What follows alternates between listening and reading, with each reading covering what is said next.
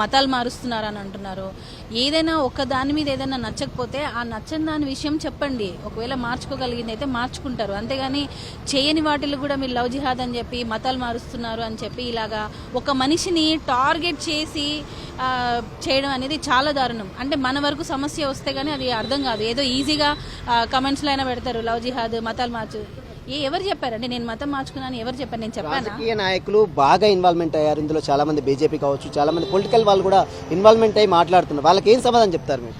అలా ఎవరి ఇన్వాల్వ్మెంట్ ఉందనేది నాకు పక్కా తెలియదండి. ఎందుకనంటే తెలియకుండా మనం ఒకరిని అనడం అనేది కరెక్ట్ కాదు.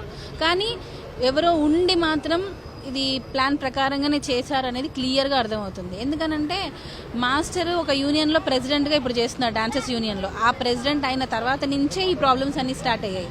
అంటే ఒక పదవిలో ఉండడం అనేది ఎవరికి నచ్చదు. మనలోనే మనకు శత్రువులు ఉన్నారు. కాబట్టే ఈరోజు యూనిటీ లేకపోవడం వల్లనే ఇలా జరిగింది.